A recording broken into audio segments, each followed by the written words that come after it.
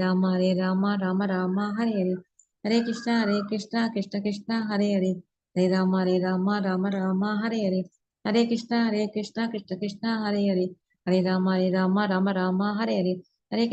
कृष्णा कृष्ण कृष्ण हरे राम हरे कृष्णा कृष्ण कृष्ण हरे राम हरे कृष्णा कृष्ण कृष्ण हरे राम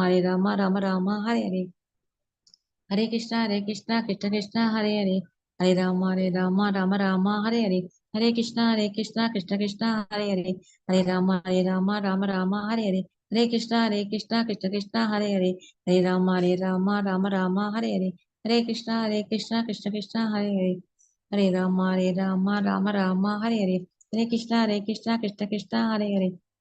हरे कृष्णा कृष्ण कृष्ण हरे कृष्णा कृष्ण कृष्ण हरे कृष्णा कृष्ण कृष्ण हरे राम हरे कृष्णा कृष्ण कृष्ण हरे राम हरे कृष्णा कृष्ण कृष्ण हरे राम हरे कृष्णा कृष्ण कृष्ण हरे राम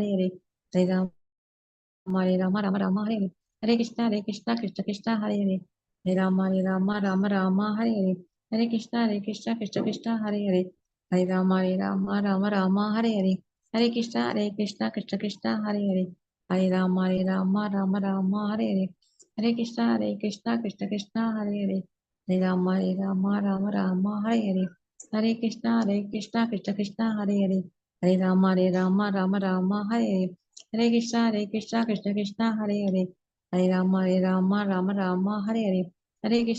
कृष्णा कृष्ण कृष्ण हरे कृष्णा कृष्ण कृष्ण हरे राम हरे कृष्णा कृष्ण कृष्ण हरे राम हरे कृष्णा कृष्ण कृष्ण हरे राम हरे कृष्णा कृष्ण कृष्ण हरे राम हरे कृष्णा कृष्ण कृष्ण हरे राम हरे कृष्णा कृष्ण कृष्ण हरे कृष्णा कृष्ण कृष्ण हरे हरे कृष्णा कृष्ण कृष्ण हरे राम हरे कृष्णा कृष्ण कृष्ण हरे राम हरे कृष्णा कृष्ण कृष्ण हरे कृष्णा कृष्ण कृष्ण हरे कृष्णा कृष्ण कृष्ण राम हरे कृष्णा कृष्ण कृष्ण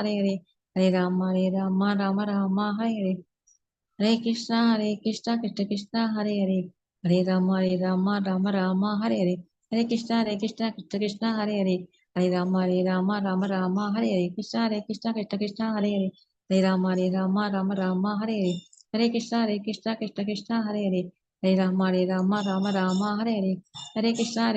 कृष्ण कृष्ण हरे कृष्णा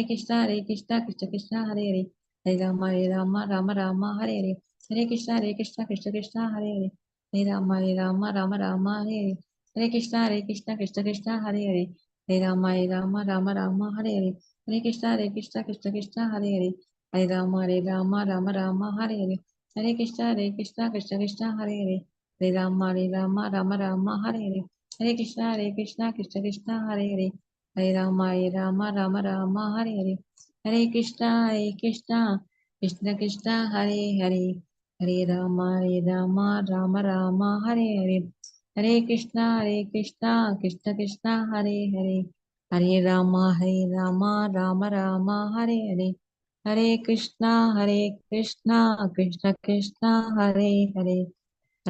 हरे राम राम हरे हरे कृष्णा माता जी। हरे कृष्णा माता जी। प्रणाम माता जी।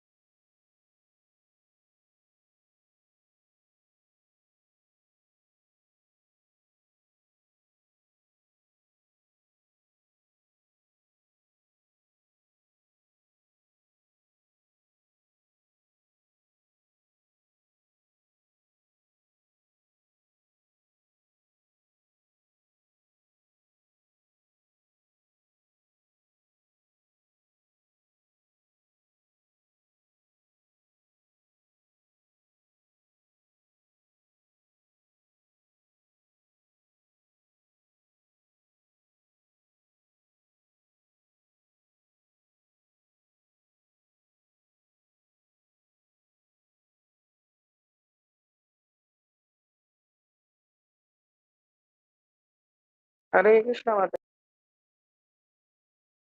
ஹரே கிருஷ்ணா மாதாஜி. இந்த ஒரு நிமிஷம்.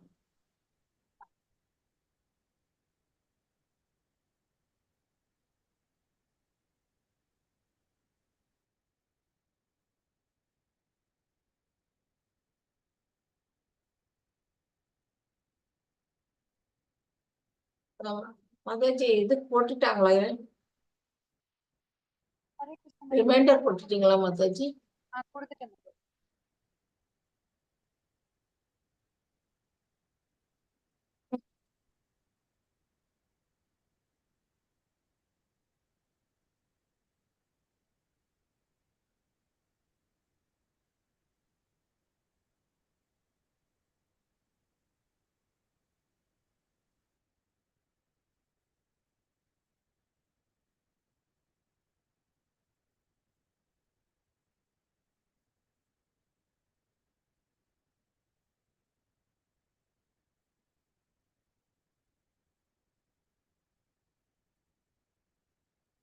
நான் ஆரம்பிச்சிடலாமா மாதாஜி? ஹரே கிருஷ்ணா.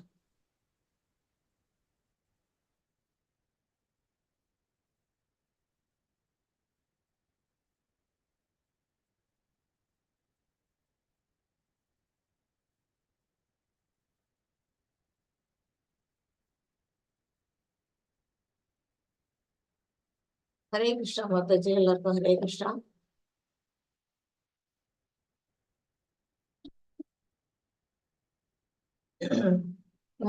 செஷனுக்கு உங்க எல்லாரையும் நான் கூட வரவேற்கிறேன். இன்னைக்கு நம்ம பார்க்க போறது ஞான யோகத்தோட ஃபர்ஸ்ட் இது கஷேத்திரஜ விவாக யோகா. அதாவது இயற்கை அனுபவிப்பவர் மற்றும் உணர்வு. யாரை பத்தி உணர்வு அப்படின்னா நம்ம பகவானை பத்திய உணர்வு. இதை பத்தி நம்ம பார்க்க போறோம். அதுக்கு முன்னாடி நம்ம பகவானை சேவிச்சுட்டு நம்ம அந்த செஷனுக்குள்ள போவோம்.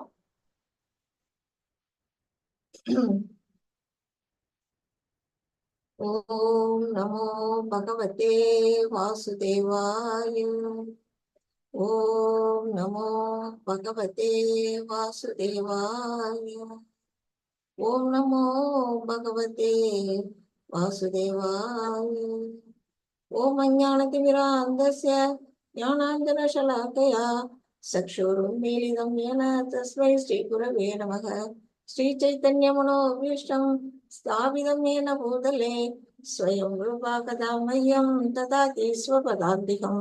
हे कृष्णा करुणा सिन्धु दीनबन्धो जगत्पते गोपेशा गोपिका कान्ता राधा कान्ता नमोस्तुते.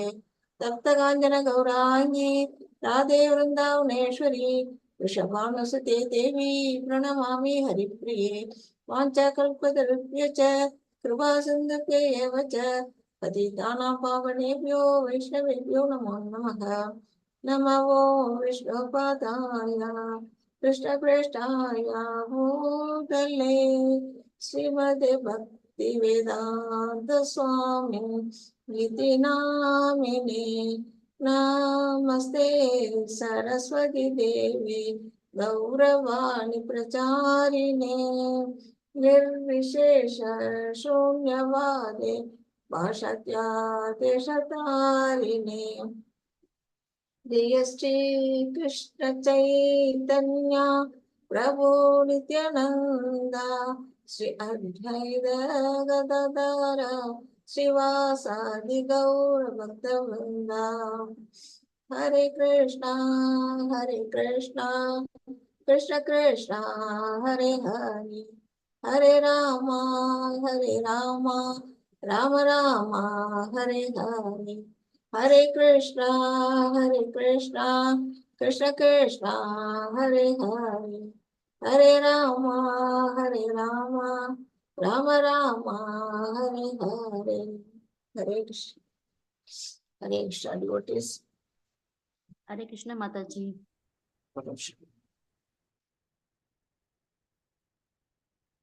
ஸ்கிரீன் தெரியுதா மாதாஜி? தெரியாது மாதாஜி. ஓகே.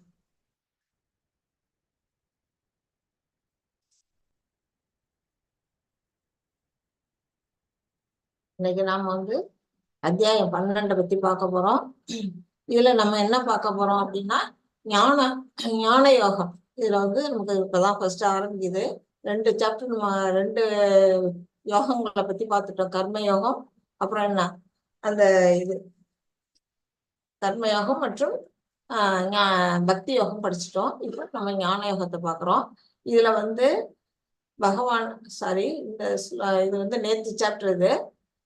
அதுல பகவான் என்ன சொல்லியிருக்கிறாரு அப்படின்னா, உருவத்துல எப்படி வழிபாடு பண்றது, உருவம் இல்லாத வழிபாடு பண்றதுல. ஸ்கிரீன் மூவ் ஆகல மாதாஜி. ஸ்கிரீன் வரலையா? ஸ்கிரீன் மூவ் ஆகல. அந்த ராதா கோவிந்தன் அதுலயே நிக்குதா? இருங்க. ஆமா ஆமா ஆமா. ஒரு நிமிஷம். ஓகே.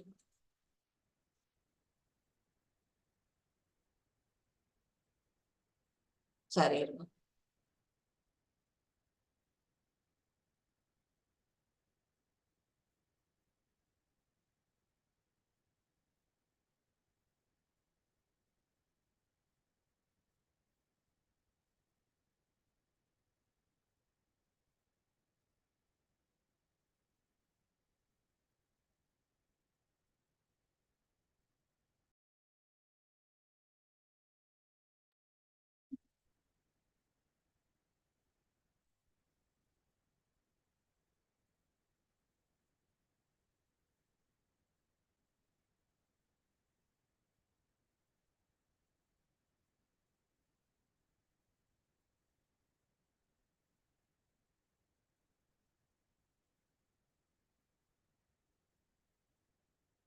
வெளியில போனாதான் தெரியும். ஒரு நிமிஷம்.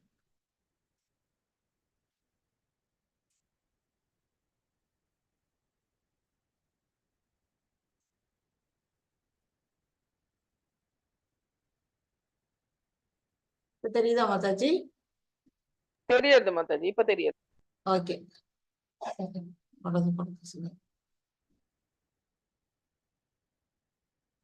ஹரே கிருஷ்ணா. நேற்று வந்து பக்தி யோகத்தை பத்தி இதுல வந்து என்ன பார்த்தோம் அப்படின்னா, நம்ம வந்து பக்தியில பகவானை வந்து உருவத்தோடையும் உருவமற்ற நிலையிலையும் எப்படி நம்ம வணங்குறோம் அப்படிங்கிறத பத்தி, எந்த வழிபாடு சிறந்தது அப்படின்னுட்டு அர்ஜுனன் கேட்கறதுக்கு பகவான் என்ன சொல்றாரு, உருவமற்ற வழிபாடு வந்து ரொம்ப கடினமானது, அது வந்து எல்லாராலையும் முடியாது, மனசுல ஒரு உருவம் இருந்தாதான் அதை தியானிக்க முடியும் அப்படிங்கிறத பத்தி பகவான் வந்து நேற்று சொன்னாரு. அதை பத்தி இது வந்து 12.1 வரையிலும் உள்ள ஸ்லோகங்கள்ல பார்த்தோம். அப்புறம் படிப்படியா பக்தியோட வளர்ச்சி, அதோட படிநிலைகள் முன்னேற்றம், என்னென்ன பக்தி பார்த்தோம், அனன்ய பக்தி பார்த்தோம், சாதனா பக்தி பார்த்தோம், அப்புறம் நிஷ்காம கர்மா பார்த்தோம், சகாம கர்மா பக்தியில பார்த்தோம். இது எதுவும் செய்ய முடியலன்னா ஞானத்தை வளர்த்துக்கோ, இல்ல தியானம் பண்ணு, இல்ல தியாகம் பண்ணுன்னு பகவான் வந்து பக்தியோட வளர்ச்சிக்கு பலவிதமான படிகளை வந்து கொடுக்குறாரு. அது வந்து 12.8 12 ஸ்லோகங்கள் வரையிலும் உள்ளதெல்லாம் நம்ம பார்த்தோம். அப்புறம் கிருஷ்ணருக்கு அன்பான தகுதிகள் வளர்த்துக்கிறது எப்படி, பகவானுக்கு பிரியமானவர்களா பக்தர்கள்லாம் எப்படி மாற முடியும் அப்படிங்கிறத பத்தி 12.30 to 20 வரையிலும் உள்ள ஸ்லோகங்கள்ல நம்ம பழக்கம். இன்னைக்கு நம்ம அடுத்தது எதை பார்க்க போறோம்? ஒரு நிமிஷம்.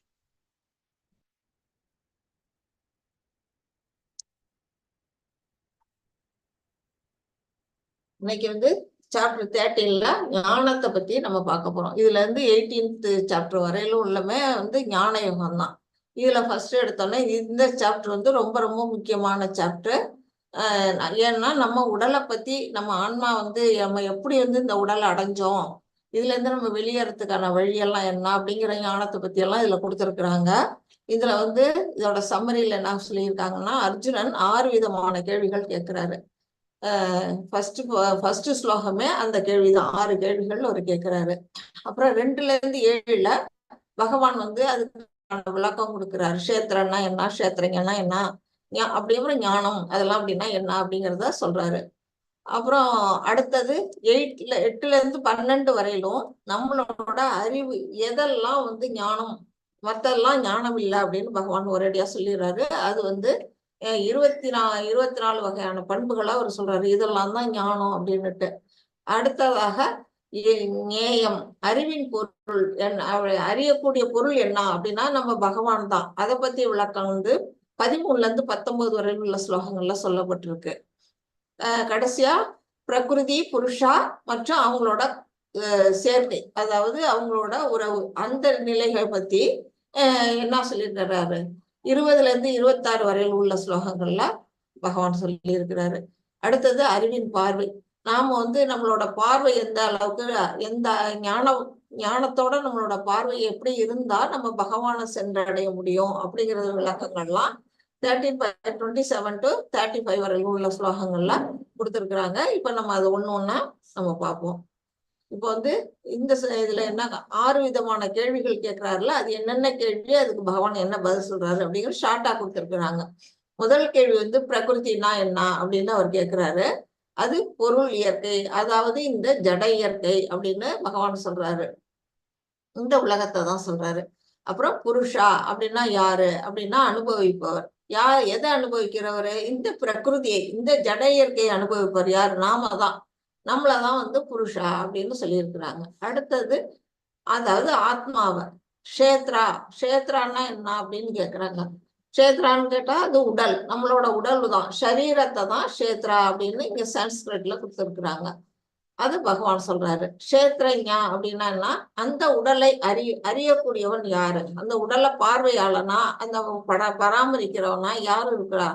நம்ம இருக்கிறோம் இல்லையா, உள்ளுக்குள்ள இருக்க அந்த ஆத்மா பிளஸ் பரமாத்மா. நம்ம உடம்புல ஏற்கனவே பரமாத்மா இருக்குன்னு நம்ம படிச்சிருக்கிறோம். அந்த ரெண்டும் வந்து என்ன செய்யுது, நம்ம உடல்ல இருக்குது. அதனால அவங்கதான் க்ஷேத்ரஞன் அப்படின்னு சொல்லப்பட்டிருக்கு. ஞானம், அறிவுன்னா என்ன அப்படின்னு பகவான் கேட்கிறாரு அர்ஜுனன். அது வந்து க்ஷேத்திரம் மற்றும் க்ஷேத்ரஞ புரிந்து கொள்ளது. அதாவது இந்த உடலையும், இந்த உடலுக்குள்ள இருக்க அந்த ஆன்மா மற்றும் பரமாத்மா யாரோ தான் புரிஞ்சுக்கிறாங்களோ அதுதான் அறிவு அப்படின்னு பகவான் சொல்றாரு. நேயம், அறிவின் இலக்கு என்ன? நம்ம அறியக்கூடிய இலக்கு எது அப்படின்னா அந்த பரமாத்மா, அவரை தான் நம்ம வந்து நம்ம புரிஞ்சுக்கணும். அதை பத்திய இது வந்து இதுல கொடுத்துருக்குறாங்க. ஹரே கிருஷ்ணா மாதே, ஸ்லோகம் முடியும். ஹரே கிருஷ்ண மாதாஜி. ஓம் ஸ்ரீ பரமாத்மனே நமः. ஸ்ரீமத் பகவத்கீதா அத த்ரயோதசோऽध्यायः. க்ஷேத்ர க்ஷேத்ரஜ்ஞ விபாக யோகः. अर्जुन उवाच प्रकृतिं पुरुषं चैव क्षेत्रं क्षेत्रज्ञमेव च एतद्वेदितुमिच्छामि ज्ञानं ज्ञेयं च केशव. श्रीभगवानुवाच इदं शरीरं कौन्तेय क्षेत्रम् इत्यभिधीयते एतद्यो वेति तं प्रागुः क्षेत्रज्ञ इति तद्विदः. ஹரே கிருஷ்ணா. அர்ஜுனன் கூறினான், எனது அன்பு கிருஷ்ணரே, இயற்கை இந்த பிரகிருதி அப்படின்னா என்ன அப்படின்னு கேக்குறாரு. அப்புறம் அனுபவிப்பவன் புருஷன்னு சொல்லப்படுறது என்ன? இதுல வருது இந்த பிரகிருதியும் புருஷம் செய்வார், க்ஷேத்திரம் க்ஷேத்ரஞம் எவச்ச அப்படின்னு ஒவ்வொன்னா இதுதான் இதுல கொடுத்துருக்காங்க. இயற்கை, அனுபவிப்பவன், அப்புறம் களம்ங்கிறது இந்த க்ஷேத்திரம், களத்தை அறிபவன் யார்? க்ஷேத்ரஞன். அறிவு, ஞானம், அறியப்படும் பொருள் ஞேயம், அந்த அறியக்கூடிய பொருள் என்ன? பகவான். அதை பத்தி எல்லாம் நான் தெரிஞ்சுக்கிற விரும்புறேன், பகவானே எனக்கு இதை பத்தி விளக்கம் சொல்லுங்கள் அப்படின்னு அவரு கேட்கிறாரு. 6 விதமான கேள்விகள்ல கேட்கிறாரு. புருஷோத்தமரான முழுமுதல் கடவுள் கூறினார், புத்தியின் மகனே, இந்த உடல் வந்து களம் க்ஷேத்திர என்று அழைக்கப்படுகின்றது. இவ்வுடலை அறிபவன் களத்தை அறிபவன் க்ஷேத்திரஞ என்று அறியப்படுகிறான். இப்ப வந்து நம்ம எல்லாம் வந்து எப்படின்னா கட்டுண்ட உயிர் வாழ்கள். எதுல கட்டு விட்டுருக்கோம்? இந்த முக்குடங்கள்ல கட்டு விட்டுருக்கோம். அப்புறம் அந்த உடலுங்கிற சிறைக்குள்ள நம்ம ஆன்மா என்னது கட்டுண்டு இருக்குது. இப்படிப்பட்ட அந்த கட்டுண்ட ஆத்மாவை வந்து நம்ம என்ன செய்யறோம்? இந்த ஜட உலகத்தை வந்து ஆட்சி செய்யறதுக்கு நாம விரும்புறோம். யாரு? ஆத்மா விரும்புது. அதனாலதான் உனக்கு நம்ம வந்து அந்த விருப்பத்தினாலதான் நமக்கு இந்த உடல் வந்து இங்க கிடைச்சிருக்குது. இல்லாட்டி பகவான்கிட்டே நம்ம இருந்திருக்கலாம். நமக்கு இந்த உடல் கிடைச்சதுக்கான காரணமே நம்மளோட விருப்பம் தான். நம்ம இங்க வரணும் அப்படின்னு நம்மளோட விருப்பத்தினால நமக்கு இந்த உடல் கிடைச்சு நம்ம இங்க வந்திருக்கிறோம்.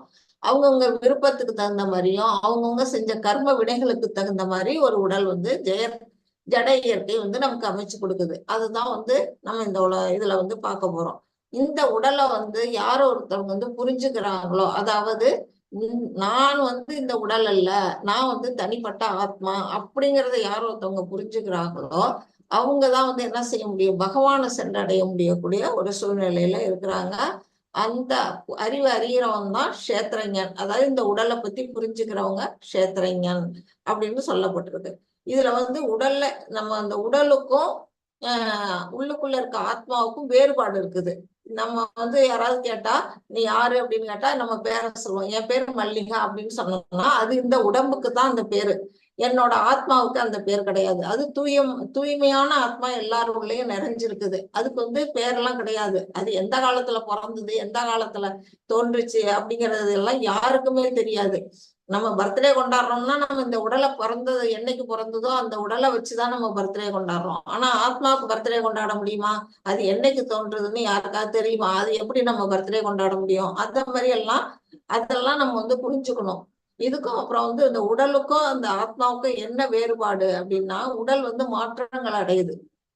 இப்போ ஒரு குழந்தை பிறக்குதுன்னா அந்த குழந்தை என்ன செய்யுது, அடுத்தது வந்து வளருது, வளர்ச்சி அடையுது. வளர்ச்சி அடைந்ததுக்கு அப்புறம் ஒரு வாலிப பருவம் வருது. அப்புறம் அதுக்கு திருமணம் ஆனோம்னா அவங்களுக்கு வந்து குழந்தைங்க பிறக்குது. அவங்கள்ட்ட வந்து என்ன செய்யுது, அடுத்த இது வந்து ஜென்ரேஷன் உற்பத்தி ஆகுது. அதுக்கு பிறகு அதுக்கு வயசாகுது. அப்புறம் வந்து வியாதி வருது, உடல் மறையுது. இத்தனை நிலைகள்ல ஒரு குழந்தையில இருந்து பிறந்த குழந்தையில இருந்து ஒரு முதியவனா ஆகுற வரையிலும் அந்த உடல்ல வந்து மாற்றங்கள் ஏற்படுது. ஆனா நம்மளோட ஆன்மாவுக்கு மாற்றங்கள் இருக்கா அப்படின்னா எந்த வித மாற்றமும் கிடையாது. எப்ப கேட்டாலும் அது வந்து என்ன செய்யும், ஒரு இளமையோட தான் மனசு இருக்கும். அந்த மாதிரி நம்ம மனசு நினைக்கும். நம்ம வந்து சின்ன குழந்தை மாதிரி போய் என்ன செய்வோம், விளையாடலாம் ஆசைப்படுவோம். அந்த இளமை வந்து எப்படி இருக்குன்னா ஆன்மாவுக்கு இளமை இருக்குது. ஆனா உடலுக்கு என்ன செய்யுது, வளர்ச்சியினால மாற்றங்கள் ஏற்படுது, முதுமை எல்லாம் வருது. அதனால இந்த உடல் வேற, அந்த ஆத்மா வேற அப்படிங்கிறத முதல்ல நம்ம வந்து புரிஞ்சுக்கணும். இது வந்து நம்ம ஆரம்பத்துல இருந்தே படிச்சுக்கிட்டு இருக்கிறோம். செகண்ட் சாப்டர்ல இருந்தே கூட நம்ம இதை படிச்சுக்கிட்டு இருக்கிறோம். ஹரே கிருஷ்ணா மாதாஜி. हरे कृष्ण माताजी। क्षेत्रज्ञं चाभिमां विद्धि सर्वक्षेत्रेषु भारत। क्षेत्र क्षेत्रज्ञयो ज्ञानं यत्तज्ज्ञानं मतं मम। हरे कृष्ण। ஹரே கிருஷ்ணா. பரத குல தோற்றலே, நானும் எல்லா உடல்களிலும் அறிபவனாக உள்ளேன் என்பதை புரிந்து கொள். உடலையும் அதனை அறிபவனையும் புரிந்து கொள்வதே ஞானம் என்று அழைக்கப்படுகிறது. இதுவே எனது அபிப்பிராயம். இப்போ வந்து ஃபர்ஸ்ட் நம்ம என்ன செஞ்சோம், ஆத்மா என்ன, ஆத்மா வேற உடல் வேற அப்படின்னு நம்ம படிச்சோம். அந்த ஆத்மா வந்து நம்ம செகண்ட் சாப்டர்லயே நம்ம படிச்சோம். என்ன படிச்சோம்னா தேகினோஸ்மின் யதா தேகே கௌமாரம் யவ்வனம் ஜரா அப்படின்னுட்டு நம்ம படிச்சோம். அந்த உடலுக்கு வந்து 6 விதமான மாற்றங்களை அந்த ஸ்லோகங்களை நமக்கு வந்து தெரிவிச்சிருது. அது மாதிரி இந்த உடல் வந்து என்ன செய்யுது, மாற்றம் அடைஞ்சுக்கிட்டே வருது இல்லையா? அந்த இந்த 13வது சாப்டர் முழுக்க இந்த உடல் வந்து எப்படி வந்து இந்த உயிர் வாழி வந்து இந்த உடலுக்குள்ள வந்தது, இந்த உடல் எதனால நமக்கு வந்து எந்த மூலப்பொருட்களால ஆனது அப்படிங்கிற விளக்கங்கள்லாம் இந்த சாப்டர் மூலமா நம்ம பார்க்க போறோம். அந்த ஞானத்தை தான் என்ன சொல்றாரு பகவான் வந்து சொல்ல போறாரு நமக்கு. அது வந்து இந்த உடலுக்குள்ள இருக்க அந்த நான் உடலுக்குள்ள அறியக்கூடியவனா நான் மட்டும் இல்ல, அதாவது ஆத்மா மட்டும் இல்ல பகவானும் இருக்கிறாரு அப்படிங்கறத இந்த பிக்சர்ல காட்டுறாங்க. இங்க வந்து இருக்கிறது வந்து ஆத்மா, பக்கத்திலேயே என்ன செய்யுது, பரமாத்மா இருக்குது. நம்ம வந்து முன்னாடியே பழைய சாப்டர்லயே படிச்சோம். உள்ளுக்குள்ள வந்து 2 பறவையாட்டம் இருக்குது. ஒரு பறவை வந்து பழத்தை சாப்பிட்டுட்டு இருக்கு, பௌதிகத்தை அனுபவிக்கிற ஒரு பறவை. இன்னொன்னு வந்து என்ன செய்யுது, அதை சாட்சியா அதை வேடிக்கை பார்த்துக்கிட்டு இருக்க ஒரு பறவை. அது எதுன்னா பகவான் அப்படிங்கிறத நம்ம பரமாத்மாவா நம்ம உள்ளுக்குள்ள இருக்கிறாரு, எல்லா உயிர் வழிகளையும் இருக்கிறாரு. நம்ம வரிசையா எல்லா சாப்டர்லயுமே வந்து பார்த்துக்கிட்டு இருக்கோம். அததான் வந்து அவர் பகவானும் சொல்றாரு. உள்ளுக்குள்ள நீ மட்டும் இல்ல நானும் இருக்கிறேன், 2 பேரும் இருக்கிறோம். இந்த உடல் அறியக்கூடிய கஷேத்திரஞன் யாருன்னா 2 பேரு, ஒண்ணு ஜீவாத்மா, இன்னொன்னு பரமாத்மா. இத பத்தி விஷயங்களை வந்து யாரோ ஒருத்தங்க புரிஞ்சுக்கிறாங்களோ இதுதான் வந்து ஞானம் அப்படின்னு பகவான் வந்து இதுல சொல்றாரு இந்த ஸ்லோகத்துல. ஹரே கிருஷ்ணா மாதாஜி. हरे कृष्ण माताजी। ஹரே கிருஷ்ணா. ऋषिभिर्बहुधा गीतं छन्दोभिर्विविधैः पृथक् ब्रह्मसूत्रपदैश्चैव हेतुमद्भिर्विनिश्चितैः। हरे ஹரே கிருஷ்ணா. செயல்களின் களம் மற்றும் செயல்களை அறிபவனை பற்றிய அறிவு பற்பல முனிவர்களால் பல்வேறு வேத நூல்களில் விரிவாக விளக்கப்பட்டுள்ளது அப்படின்னு சொல்லி, அதாவது நம்ம இந்த விஷயங்கள் வந்து தத்துவமா வந்து என்ன செய்யறாங்க, நிறைய எழுதி வச்சிருக்கிறாங்க. யாரு, நம்மளோட அறிஞர்கள், முனிவர்கள், ஞானிகள்லாம் என்ன செய்யறாங்க, நமக்காக எழுதி வச்சிருக்கிறாங்க. நம்ம இந்த உடல் வேற, இந்த உடல்ல உள்ள இருக்க ஆத்மா வேற அப்படிங்கிறதெல்லாம் வந்து பல்வேறு முனிவர்களால வந்து வேத நூல்கள்லாம், நம்ம வேதங்கள் எல்லாம் போய் படிக்கணும்னா ரொம்ப கஷ்டம். அதுல எல்லாம் விளக்கம் கொடுத்திருக்காங்க. குறிப்பாக வேதாந்த சூத்திரத்தின் பதங்களில் அப்படின்னா, வேதாந்த சூத்திரம் நீங்க சொல்லப்படுறதே வந்து பாகவதம், ஸ்ரீமத் பாகவதம். நமக்கு அதுல இருந்து தான் தினம் ஒரு கதையை வந்து உதாரணமா எடுத்து எடுத்து கொடுத்துட்டு இருக்காங்க.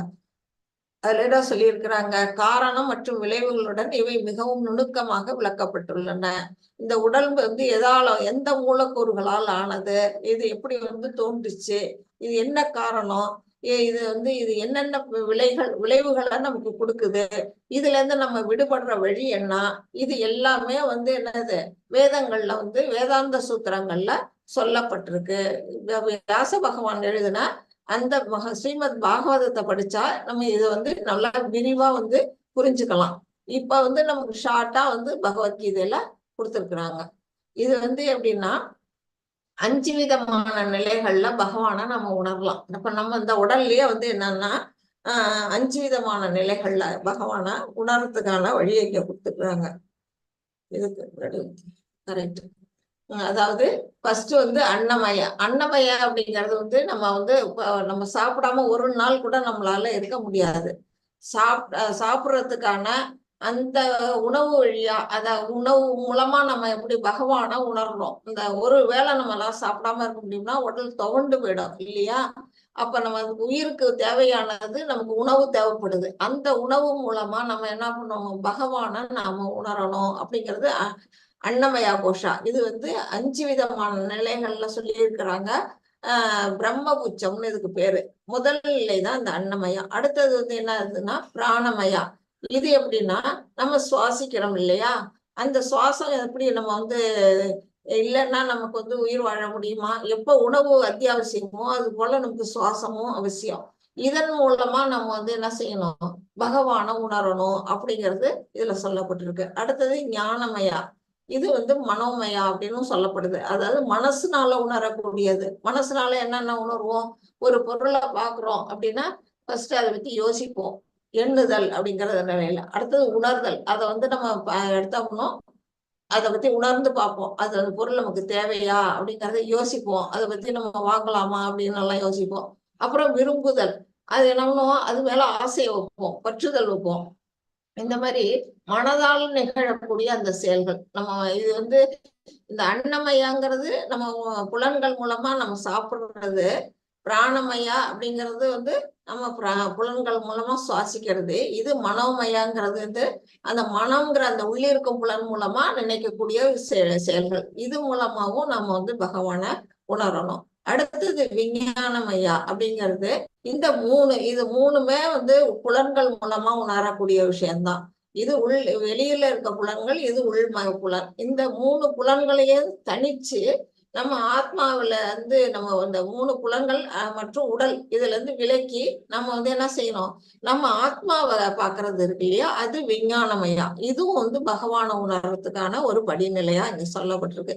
இந்த 4 நிலைகளையும் தவிர்த்து பகவானை மட்டுமே உணரக்கூடிய அந்த நிலைதான் வந்து ஆனந்தமயா அப்படின்னு சொல்லப்பட்டிருக்கு. இந்த 5 சேர்ந்ததுதான் பிரம்மபுச்சம் அப்படின்னு சொல்லப்பட்டிருக்கு. இப்ப நம்ம வந்து பகவானை வந்து நம்ம என்ன சொன்னோம், உள்ளுக்குள்ள இருக்க அந்த பகவான் வந்து கஷேத்திரங்கன்னா நீ மட்டும் இல்ல நானும் இருக்கிறேன் அப்படின்னு பகவான் எப்ப சொல்றாரு, அந்த நிலையிலேயே வந்து அவருக்கு இருக்கிறாருங்கிறத வந்து அவர் உணர்த்துறாரு. இப்ப வந்து ஒரு நாட்டுக்கு வந்து ராஜா இருக்கிறாரு அப்படின்னா அந்த நாட்டுக்கு ஒரு ராஜாவுக்கு வந்து இந்த ஊர்ல இருக்க அத்தனையுமே வந்து நிலங்களும் வந்து அவருக்கு சொந்தமானது. நாம வந்து என்ன செய்வோம், நமக்குன்னு ஒரு வீடு இருக்கும், நமக்குன்னு கொஞ்சம் நிலம் இருக்கும். அந்த நிலமும் அந்த வீடும் தான் நமக்கு சொந்தமானதா இருக்கும். ஆனா நாட்டை ஆளக்கூடிய மன்னனுக்கு என்னது, அந்த நாடே வந்து சொந்தம். இப்ப நமக்கு பிரைம் மினிஸ்டர் இருக்காங்க, அந்த பிரைம் மினிஸ்டர் வந்து இந்தியாவுக்கு அவரு தான் வந்து நாட்டை ஆளக்கூடியவர். அந்த மாதிரி நம்ம வந்து ஒரு ராஜா காலத்துல நம்ம நினைச்சு பார்த்தோம்னா அந்த ராஜா தான் வந்து இந்த நாட்டுக்கு உரிமையாளர். ஆனா நமக்கு எப்படி இருக்கும், நமக்கு அந்த சின்ன வீடும் அந்த கொஞ்சோண்டு நிலமும் மட்டும்தான் சொந்தம்னு நம்ம சொல்லலாம் இல்லையா. அது மாதிரிதான் பகவான் வந்து நம்மளோட உள்ளத்துக்குள்ள அவர் இருக்கிறாருன்னா நாம வந்து நம்ம உள்ளத்துல இருக்கிற மாதிரி நம்ம சுற்றி இருக்கிற அத்தனை உயிர்வாழிகள் உள்ளத்துக்குள்ளேயும் அவர் இருக்கிறாரு. அப்படி பார்த்தா நமக்கு வந்து இந்த ஒரு உடல் மட்டும் சொந்தமானது. அதை பற்றிய விஷயங்கள் மட்டும்தான் நம்மளால புரிஞ்சுக்க முடியும். ஆனா பகவான் வந்து எல்லா உயிர்வாழிகளுக்குள்ளேயும் பரமாத்மாவா இருக்கிறதுனால அவர் எல்லா உயிர்வாழிகளுக்கும் சொந்தம். அவர் வந்து எல்லா உயிர்வாழிகள் உடலுக்கும் அவரு தான் சொந்தமானவர், அனுபவிப்பவர் அவர்தான். பரம அனுபவிப்பாளரா இருக்கிறது அவர்தான். நாம இதை மட்டும்தான், நம்ம இந்த உடலை மட்டும்தான் நம்மளால அனுபவிக்க முடியும். மற்ற உடல்களையும் சேர்த்து பகவான் என்ன செய்வாரு, எல்லா உயிர்களையும், எல்லா உயிர் வாழ்களின் உடல்களையும் அனுபவிப்பாளரா அவர் இருக்கிறாரு அப்படிங்கிறத இதன் மூலமா நம்ம புரிஞ்சுக்கணும். ஹரே கிருஷ்ணா மாதாஜி. ஹரே கிருஷ்ணா மாதாஜி. மகாபூதான்யஹங்காரோ புத்திரவ்யக்தமேவ ச இந்திரியாணி தசைகம் ச பஞ்சசேந்திரிய கோச்சராः இச்சா த்வேஷ சுகம் துக்கம் சங்காதச்சேதனா த்ருதிः ஏகக்ஷேத்ரம் சமாசேன சவிகாரமுதாகிருதம். ஹரே கிருஷ்ணா. ஹரே கிருஷ்ணா. இப்போ நம்மளோட உடல் எதனால ஆக்கப்பட்டிருக்கு அப்படிங்கறத விளக்கம் இதுல கொடுத்துருக்காங்க. 24 வகையான மூலக்கூறுகளால ஆனது அப்படின்னு இதுல கொடுத்துருக்காங்க. பகவான் இதுல என்ன சொல்லி இருக்கிறாரு, பஞ்சபூதம், அகங்காரம், புத்தி, அவ்யக்தம், 10 புலன்கள், மனம், 5 புலன் பொருட்கள், விருப்பு வெறுப்பு, இன்பம் துன்பம், உயிரின் அறிகுறிகள், திட நம்பிக்கை, இவையெல்லாம் சுருக்கமாக செயல்களின் களம் மற்றும் அதன் மாறுபாடுகள் என்று கருதப்படுகின்றன அப்படின்னு சொல்லியிருக்கிறாரு. அதாவது இப்ப மகத்தத்துவம்னு அன்னைக்கு நம்ம இதுல பார்த்தோம், 8வது சாப்டர்லயே. அதுல கோலக சாட்ல உங்களுக்கு காட்டினேன் மகத்தத்துவா. அதுல இருந்து அதுக்கு மேல என்ன இருக்கும்னா பிரதானான்னு ஒண்ணு இருக்கும். அந்த பிரதானாவில இருந்து பிரிஞ்சு வர்றதுதான் மகத்தத்துவா. அந்த மகத்தத்துவத்துல இருந்து பிரிஞ்சு வர்றதுதான் பகவான் சொல்றாரு, பூமிராவோ இல்ல பூமிரானோ வாயு அப்படின்னு படிச்சோம் நம்ம. அதாவது அந்த பஞ்சபூதங்களும் மனம் புத்தி அகங்காரம் இந்த 8 பிரிந்த சக்திகள்னு அந்த பாட்டுல வரும். அந்த மாதிரி பகவான் அதுல இருந்து பிரிஞ்சு வர்றதுதான் இந்த பஞ்சமகாபூதங்கள். பஞ்சமகாபூதங்கள் உங்க எல்லாருக்குமே தெரிஞ்சிருக்கும். நீர், நிலம், நெருப்பு, காற்று, ஆகாயம், அந்த பஞ்சபூதங்கள் தான் இது. அதுக்கு அடுத்தது என்ன சொல்லி இருக்கிறாரு, அகங்காரம், நம்மளோட ஃபால்ஸ் ஈகோ. அது குணங்கள்ல இந்த தாமச குணத்துல இருந்து வர்றது. அடுத்தது புத்தி, நம்மளோட இன்டெலிஜென்ட். அது அவ்வியக்தம் நீங்க சொல்லப்படுறது அந்த முக்குணங்கள், அதாவது சத்துவம், ரஜஸ், தமஸ். அது மூணும் சேர்ந்த அது கண்ணுக்கு தெரியாது குணங்களா நம்ம உணரக்கூடியது. இந்த புத்தி அகங்காரமும் கண்ணுக்கு தெரியாது. இதுவும் அவ்வியக்த நிலையில இருக்கிறதுனால இது அவ்வியக்தம்னு கொடுத்துட்டாங்க. தோன்றாத நிலையில நம்மள்ட்ட எப்போதும் இருக்கிறது. அது மாதிரி அடுத்தது 10 புலன்கள்ல 10 புலன்கள் என்னன்னா கர்மேந்திரியங்கள், ஞானேந்திரியங்கள்னு 5 பிரிச்சு இருக்கிறாங்க. இப்ப நமக்கு 2 கண்கள் இருக்கு, காதுகள் இருக்கு, மூக்கு இருக்குது, நாக்கு இருக்கு, தோல் இருக்கு. இது எல்லாம் எப்படின்னா ஞானேந்திரியங்கள் அப்படின்னு சொல்லப்படுது. அப்புறம் கர்மேந்திரியங்கள் என்ன அப்படின்னா குரல், நம்மளோட கைகள், கால்கள், ஆசனவாய், பாலுறுப்பு, இதெல்லாம் கர்மேந்திரியங்கள். அது கர்மத்தை செய்யறதுனால அது கர்மேந்திரியங்கள். இது ஞானத்தை, அதாவது நம்ம ஞானம் உணர்றதுக்கு தேவையான புலன்கள் ஞானேந்திரியங்கள் அப்படின்னு சொல்லியிருக்கிறாங்க. அப்புறம் இதுல இது மூலமா நம்ம என்ன செய்வோம், 5 புலன் பொருட்கள் நம்ம உணர்வோம். இந்த 10 ஞானேந்திரியங்கள் மூலமா நம்ம என்ன செய்வோம்னா புலன் பொருட்களை நம்ம உணர்வோம். என்னென்ன புலன் பொருட்கள் அப்படின்னா, மூக்கு வழியா நம்ம வாசனையை உணர்வோம், நாக்கு வழியா என்ன செய்வோம், சுவை, டேஸ்ட் கண்டுபிடிப்போம். அப்புறம் கண் வழியா நம்ம ஒரு உருவத்தை நம்ம பார்க்க முடியும். காதுனால ஒரு ஒலி, நமக்கு சப்தத்தை உணர முடியும். அப்புறம் இந்த தோல் மூலமா என்ன செய்யும், தொடு உணர்வுங்கிறது நமக்கு வரும். இது 5 சேர்ந்தது புலன் பொருட்கள் அப்படின்னு சொல்லப்படுது. இப்ப இதுல எத்தனை இருக்கு, இங்க பஞ்சமகா பூதம் 5, இந்த 10 புலன் பொருட்கள் சேர்த்தா மொத்தம் 15, இந்த 5 புலன் பொருட்கள் சேர்த்தா மொத்தம் 20. அப்புறம் இந்த அகங்காரம், புத்தி, அவ்வியக்தம் இது சேர்த்தா 23. அப்புறம் உள்ளிருக்கும் புலன், நம்ம மனசு உள்ள இருக்க அந்த புலன், அது மனம், அதை சேர்த்தா மொத்தம் எத்தனாவது, 24 வருது. இந்த 24 புலன்களும் சேர்ந்துதான் என்ன செய்யுது, நம்மளோட உடம்ப உருவாக்கி இருக்கு அப்படின்னு இதுல பகவான் சொல்றாரு. இது இந்த மூலக்கூறுகளால் ஆனதுதான் நம்மளோட உடம்பு. நம்மளோட ஆத்மா தனியா உள்ள இருக்குது. இதுக்கும் அதுக்கும் எந்த வித சம்பந்தமும் கிடையாது. அது இந்த நம்ம செஞ்ச கர்மத்துக்கு தகுந்த மாதிரி இங்க இருக்குது. நம்ம உடல் ஆன மூலக்கூறு இதெல்லாம். அப்புறம் விருப்பு வெறுப்பு, இன்பம் துன்பம், உயிரின் அறிகுறிகள், திட நம்பிக்கை, இதெல்லாம் அப்படி என்னன்னா நம்ம அந்த உடல்ல ஏற்படக்கூடிய மாறுபாடுகள், இந்த களத்துல ஏற்படக்கூடிய மாறுபாடுகள் அப்படிங்கிறத பகவான் இது மூலமா சொல்றாரு. நம்ம நல்லா புரிஞ்சுக்கணும். இந்த 24 வகையான மூலக்கூறுகளோட ஜீவாத்மாங்கிற உள்ள ஒண்ணு ஒரு ஆத்மா இருக்கு, பரமாத்மான்னு ஒண்ணு இருக்கு. இந்த அதோட சேர்த்தா 26ஆவது 26 சேர்ந்துதான் நம்மளுடைய இந்த உடல் வந்து படைக்கப்பட்டிருக்கு அப்படிங்கிறத நமக்கு பகவான் இது மூலமா சொல்றாரு. ஹரே கிருஷ்ணா மாதாஜி. ஹரே கிருஷ்ணா மாதாஜி.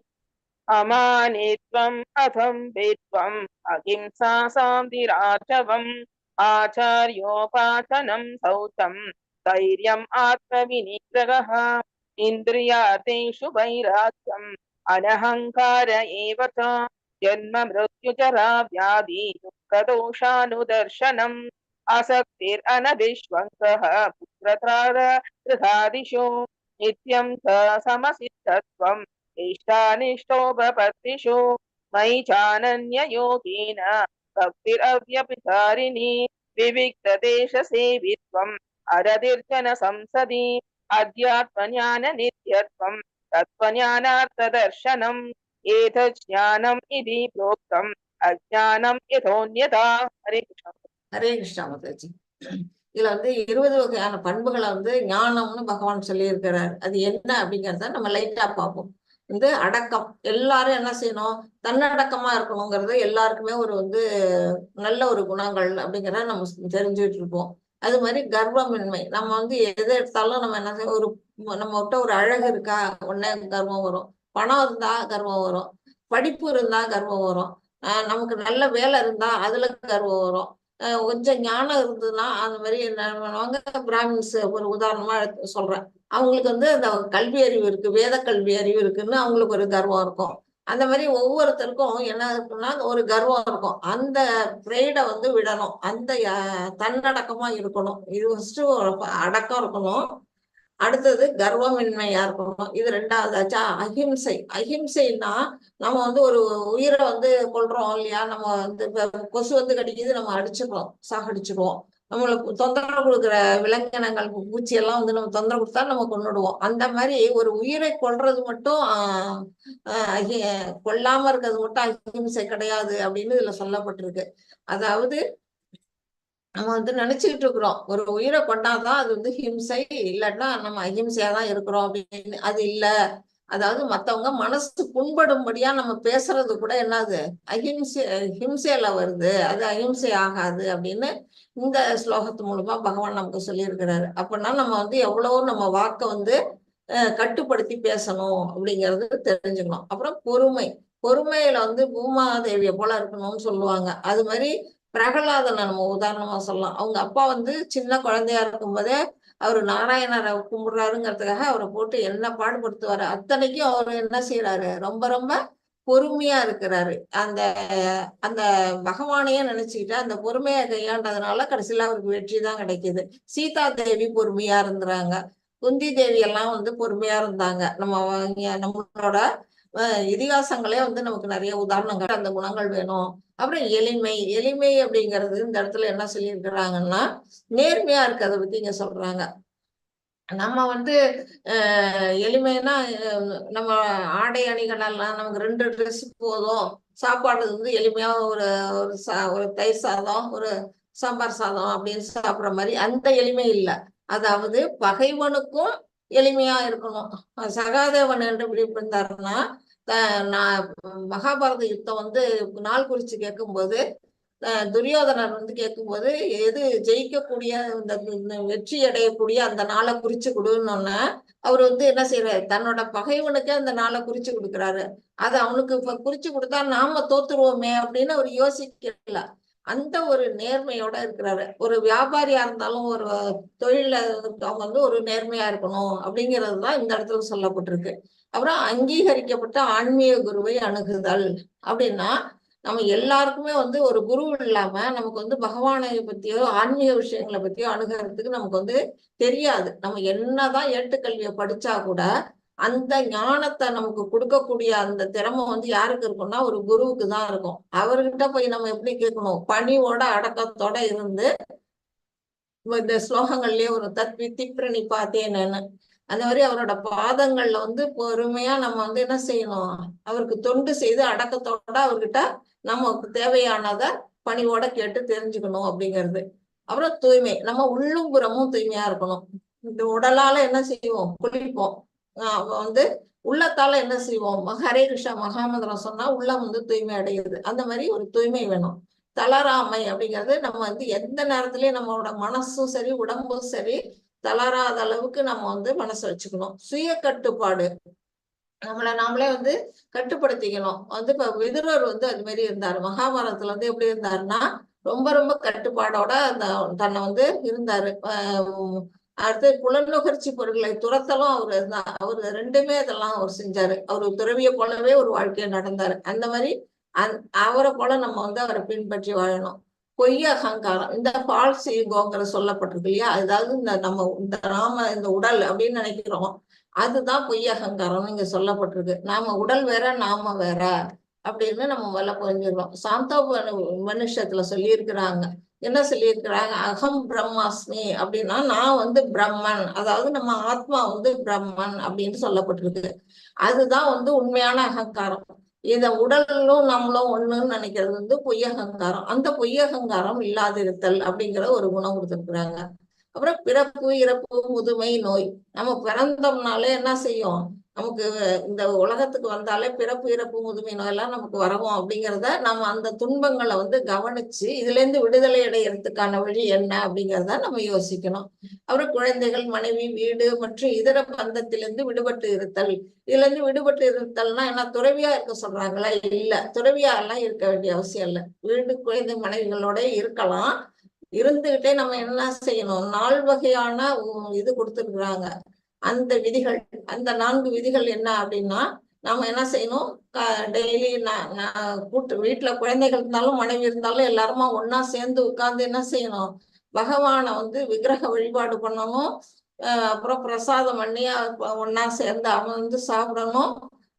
அப்புறம் என்ன செய்யணும்? பாகவதம், பகவத்கீதை இதெல்லாம் பத்தி படிக்கணும், கீர்த்தனம் பண்ணணும். இதெல்லாம் வந்து செஞ்சா இந்த பந்தத்துல இருந்து விடுபட்டு பகவானோட பந்தத்துல ஈடுபடுவோம். ஆக மொத்தம் குடும்பத்திலயும் இருக்கலாம், நம்ம பகவானுக்கிட்டும் சேர்ந்து அவருக்கும் தொண்டு புரியலாம் அப்படிங்கிறது இதுல சொல்லப்பட்டிருக்கு.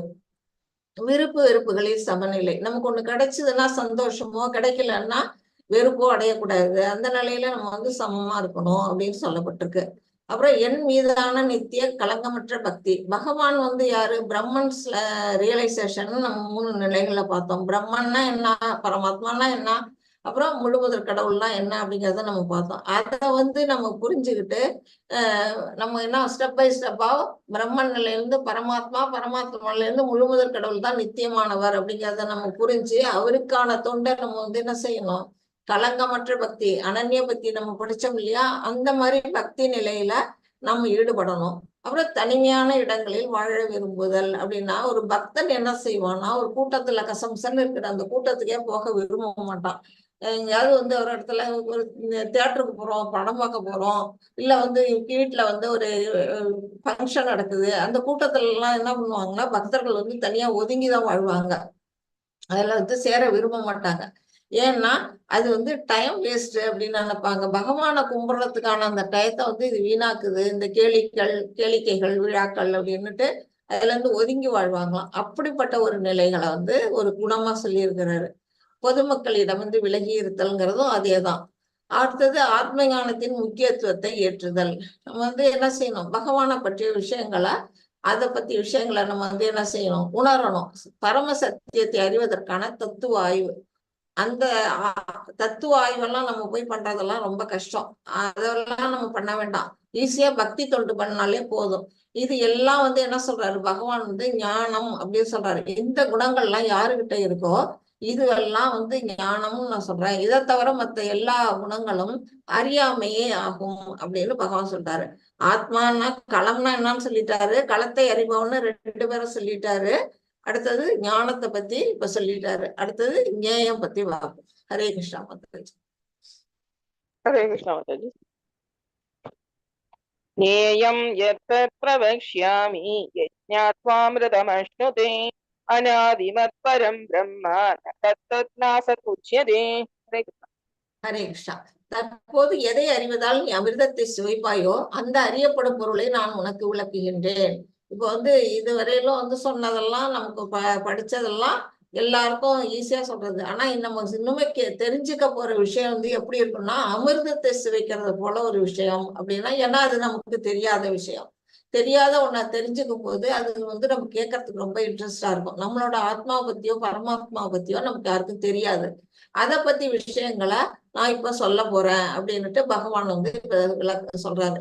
ஆரம்பம் இல்லாததும் எனக்கு கீழ்ப்பட்டதும் பிரம்மன் ஆத்மா என்று அழைக்கப்படுவதுமான இது ஜட உலகின் காரணம் மற்றும் விளைவுகளுக்கு அப்பாற்பட்டு விளங்குகின்றது.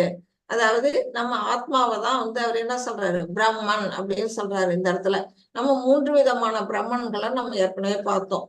அதாவது நம்ம ஆத்மாவும் பிரம்மன் தான், இந்த ஜட இயற்கையையும் பிரம்மன் தான் சொல்றோம்.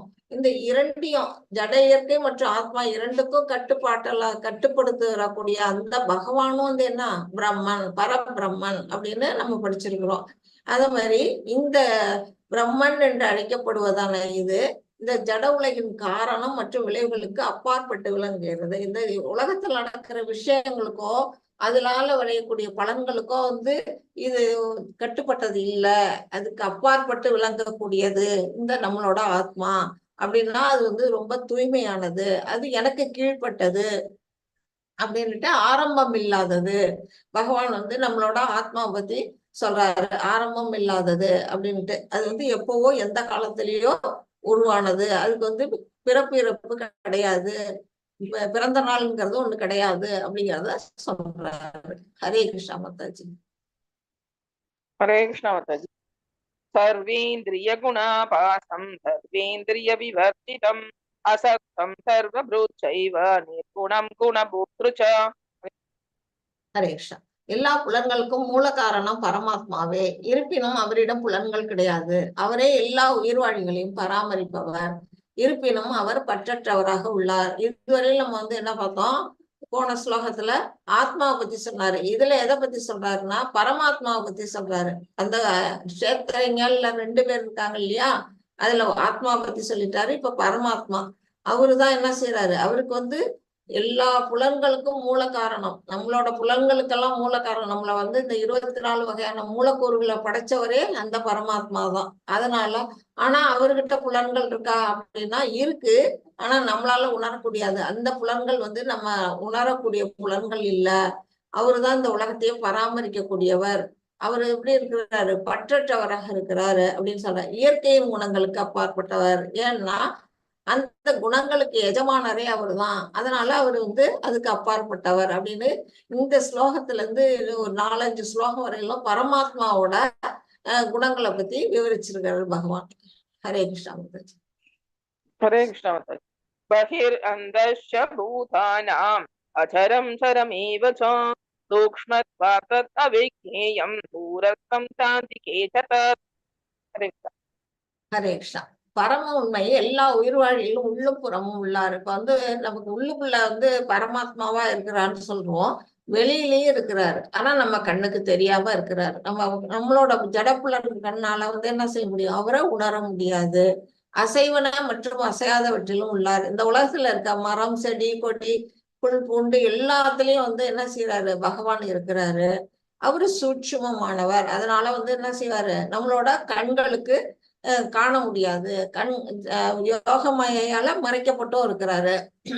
ஜட புலன்களின் வலிமையால் காண்பதற்கோ அறிவதற்கோ அப்பாற்பட்டவர். நம்மளோட அந்த ஜட புலன் வந்து குறையுடைய புலன்கள், நம்ம ஏற்கனவே படிச்சுட்டோம். கண்ணு வந்து என்ன செய்யும், ஒரு குறிப்பிட்ட தூரம் தான் நம்மளால பார்க்க முடியும். ராத்திரி ஆனா லைட்டு போடலன்னா என்ன செய்யும், எதுக்க இருக்க பக்கத்துல இருக்க பொருள் கூட நம்ம கண்ணுக்கு தெரியாது. அந்த மாதிரி குறையுடைய அந்த புலன்களை வச்சுக்கிட்டு பகவானை வந்து எப்படி உணர முடியும், பார்க்க முடியும். நம்மளோட அறிவும் அந்த மாதிரிதான், குறையுடைய அறிவு தான் நமக்கு இருக்குது.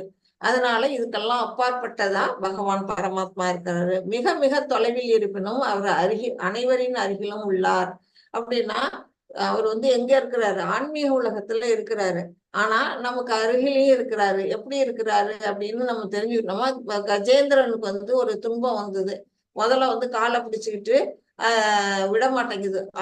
1000 வருஷமா அது போராடிட்டு கடைசியா வந்து பகவானை வந்து கூப்பிடுது. கூப்பிட்டாருன்னா என்ன பண்றாரு, அங்க ஆன்மீக லோகம் எவ்வளவு தூரம், அது வந்து நம்ம கோலாச்சாரத்துல எவ்வளவு தூரத்தை கடந்து போய் பார்த்தோம். நம்ம வந்து அந்த 7 விதமான அடுக்குகள், அதுக்கு மேல போனா அந்த இது மகத்தத்துவா இருக்குது. அதை தாண்டி போனா பிரஜா நதி இருக்கு. அதுக்கு மேல வைகுண்ட லோகங்கள் இருக்கு. அதை தாண்டி கோலோகம் இருக்குது.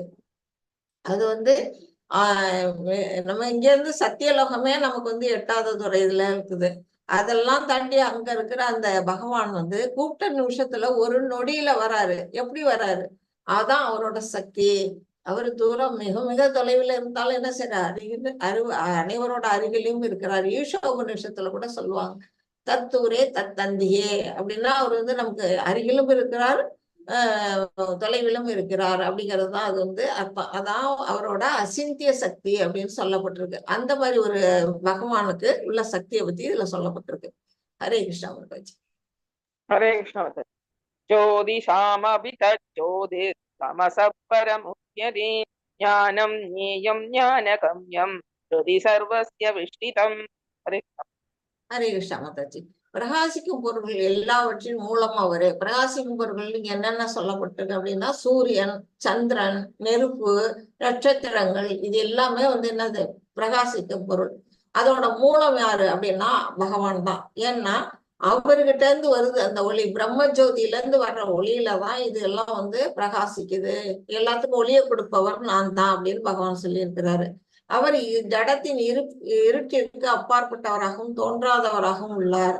அவர் இருக்கிற இடத்துல எங்க வந்து இருட்டு வரும்? இப்ப வந்து சூரியன் இருக்க இடத்துல எங்காவது இருட்டு வருமா? அது மாதிரி பகவான் வந்து ஒரு கோடிக்கணக்கான சூரியனுக்கு ஒப்பானவர். அப்படி இருக்கும்போது அவர் இருக்கிற இடத்துல வந்து எப்படி இருக்கும்? அதாவது இருட்டுன்னு நீங்க சொல்லப்படுறது அறியாமை. நம்மளோட அறியாமை எல்லாம் வந்து அவர் பக்கத்துல வந்தாருன்னா நம்மளோட அறிவினாலே என்ன செய்ய, நம்ம மனசுல வந்து சுடர்விடும் ஞான தீபத்தை ஏற்றக்கூடிய ஒரு பகவான். அதனால என்ன பண்ணுவோம்? அந்த அறியாமை எல்லாம் நம்மளை விட்டு விலகிடும். அது மாதிரி அவர் அறியாமைக்கு அப்பாற்பட்டவர், இருட்டிற்கு அப்பாற்பட்டவர், நமக்கு தோன்றாதவர், யோகமாயால மறைக்கப்பட்டவர். அதனால நம்ம கண்ணுக்கு தெரியாம இருக்கிறாரு. அவரே அறியவாகவும் அறியப்படும் பொருளாகவும் அறிவின் இலக்காகவும் உள்ளார். அது வந்து என்ன செய்யுது? அவருதான் அறிவு. ஞானம் அப்படின்னு நம்ம சொல்லக்கூடியதும் அவர் தான். அறியப்படும் பொருள், நம்ம எல்லாம் அறிஞ்சிக்க வேண்டிய பொருள் இருக்கிறது எது அப்படின்னா அதுவும் அவர் தான். அறிவின் இலக்கு, அந்த அறிவோட காரணகர்த்தா மூலமா இருக்கிறது யாரு அதுன்னா அவரும் அதுதான், பகவான் தான். அவர் ஒவ்வொருவருடைய இதயத்திலும் வீட்டுள்ளார். பரமாத்மாவாக நம்ம மனசுல இருக்கிறாரு. இது எல்லாமே எது சொல்றாங்கன்னா பரமாத்மாவோட தன்மைகள், அவரோட குணங்களை பத்தி இதுல எல்லாம் விவரிச்சிருக்கிறாங்க. ஹரே கிருஷ்ணா மாதாஜி. ஹரே கிருஷ்ணா மாதாஜி. இதி க்ஷேத்ரம் ததா ஞானம் ஞேயம் சோக்தம் சமாசதः மத்பக்தயே தத்விஜ்ஞாய மத்பாவாயோபபத்யதே. ஹரே ஹரே கிருஷ்ணா. இவ்வாறாக செயல்களின் களம், உடல், கஷேத்திர, அறிவு, ஞானம், அறியப்படும் பொருள், ஞேயம் ஆகியவை சுருக்கமாக என்னால் விவரிக்கப்பட்டன. இதுவரையிலும் அவர் பகவான் என்ன சொல்லிட்டாரு? உடம்பு எத்தனை 24 வகையான மூலக்கூறுகளால் ஆனது அப்படின்னு பகவான் சொன்னாரு. அப்புறம் அறிவு அப்படின்னா என்ன அப்படின்னு நம்ம 8ல இருந்து 12 வரையிலும் உள்ள அந்த ஸ்லோகங்கள்ல 20 வகையான குணங்களை வந்து நம்ம இப்ப படிச்சோம். அந்த குணங்கள்லாம் வந்து ஞானம் அப்படின்னு பகவான் சொன்னாரு. அறியப்படும் பொருள் யாரு? நான் தான், பரமாத்மா அப்படின்னுட்டு ஆத்மான்னு ஒண்ணு இருக்கு, பரமாத்மா ஒண்ணு இருக்கு. அந்த ரெண்டையும் பற்றிய விஷயங்களை இப்ப பகவானால இந்த விஷயங்கள்லாம் சொல்லப்பட்டது. அப்புறம் எனது பக்தர்கள் மட்டுமே இவற்றை முழுமையாக புரிந்து கொண்டு எனது இயற்கையை அடைய முடியும் அப்படின்னா என்ன? இதெல்லாம் யார் ஒருத்தவங்க புரிஞ்சுக்கிறாங்க? வந்து இந்த ஆத்மானா என்ன, பரமாத்மானா என்ன, அதை அடைவதற்கான வழிமுறை, அந்த ஞானம், அந்த வழிமுறை தான் இந்த ஞானம். இதெல்லாம் வந்து இதெல்லாம் என்ன? விஞ்ஞான அறிவு. இது வந்து பகவத் விஞ்ஞானம் சொல்லப்படுது. இதெல்லாம் வந்து நம்ம யார் ஒருத்தவங்க புரிஞ்சுக்கிறாங்களோ, யார் ஒருத்தவங்க புரிஞ்சுக்குவாங்க? பக்தர்கள் தான் அதிகமா புரிஞ்சுக்க முடியும். அது அவங்க வந்து பக்தி தொண்டில ஈடுபடுறாங்க அந்த ஞானத்தினால. அந்த மாதிரி தோன்றவங்களால புரிஞ்சுக்கிட்டாங்கன்னா அவங்க என்ன செய்வாங்க? ஆன்மீக உலகத்தை அவங்க வந்து போய் சேர முடியும். இது ஒரு முதல் படி அப்படின்னு பகவான் வந்து இதுல சொல்றாரு. என்னை வந்து அடையறதுக்கு இதெல்லாம் புரிஞ்சுக்கிறது தான் முதல் படி. இதை பத்தி விளக்கங்கள் வந்து இன்னும் வந்து 15th சாப்டர்ல நிறைய விளக்கமா கொடுத்திருப்பாங்க. இங்க வந்து ஷார்ட்டா சொல்லி இருக்கிறாங்க. ஹரே கிருஷ்ணா. ஹரே கிருஷ்ணா. பிரகிருதிம் புருஷம் சைவ வித்யநாதி உபாவபி விகாராம் ச குணாம் சைவ வித்தி பிரகிருதி சம்பவான். ஹரே ஹரே கிருஷ்ணா மாதாஜி. அதாவது இதுல இப்ப என்ன சொல்லியிருக்கிறாங்க அப்படின்னா, ஜட இயற்கையும் உயிர்வாழிகளும் ஆரம்பமற்றவை என்பதை புரிந்து கொள்ள வேண்டும். இது இந்த ஜட இயற்கைங்கிறது இந்த உலகம், பௌதிக உலகம். உயிர்வாழிகள்ங்கிறது நம்ம ஆத்மா. இது ரெண்டும் எப்ப தோன்றுனது, இவ்வளவு நாள் அது எங்க இருந்தது, இது ரெண்டுமே வந்து தற்காலிகமா இங்க உலகத்தை நம்ம வந்து இங்க வாழ்ந்துகிட்டு இருக்கிறோம். இது வந்து நிரந்தரம் கிடையாது நமக்கு இந்த உலகம். அப்ப நம்ம இதை விட்டு அழியும் போது, மறைஞ்சு பிரளய காலத்துல இந்த உலகமும் அழியும், நம்ம உயிர்வாழிகளும் அழிஞ்சிரும்னா எங்க போகும்? அதுக்கு வந்து அழிவே கிடையாதுன்னு நம்ம படிக்கிறோம். அப்புறம் அழிஞ்சிரும்னா எங்க போகும்னா பகவானோட அந்த நம்ம பாக்குறோம்ல, அந்த ஆளிலையில மிதந்து வர அந்த கிருஷ்ணனோட பகவானோட உடல்ல போய் அவ்வியக்தமா வந்து என்ன செய்யும், எல்லா உயிர்வாழிகளும் அந்த பௌதிக இயற்கை உட்பட எல்லாமே போய் அங்க மறைஞ்சு அங்க உள்ளுக்குள்ள இருக்கும். எத்தனை காலங்கள்னு தெரியாது, பன்னெடுங்காலங்கள் வந்து என்ன செய்யும், அவ்வியக்தமா அங்கேயேதான் இருக்கும். அப்புறம் என்ன செய்யும், பகவான் மறுபடியும் படைப்பு தொழிலை எப்போ உண்டாக்குறாரோ அப்ப எல்லாம் ஒன் பை ஒன்னா மறுபடியும் வெளியில வரும். பிரதானா வரும், மகத்தத்துவா வரும், அதுல இருந்து பஞ்சபூதங்கள் பஞ்சமகாபூதங்கள் வரும். அப்புறம் உயிர்வாழிகள்லாம் என்ன செய்யும், பிரம்மா வந்து படைப்பாரு. இந்த மாதிரி ஒண்ணா மறுபடியும் வந்து தோன்றுது அப்படின்னு இதுல சொல்லப்பட்டிருக்கு. அப்புறம் அவர்களது மாற்றங்களும் ஜடத்தின் குணங்களும் ஜட இயற்கையின் உற்பத்தி பொருட்களே.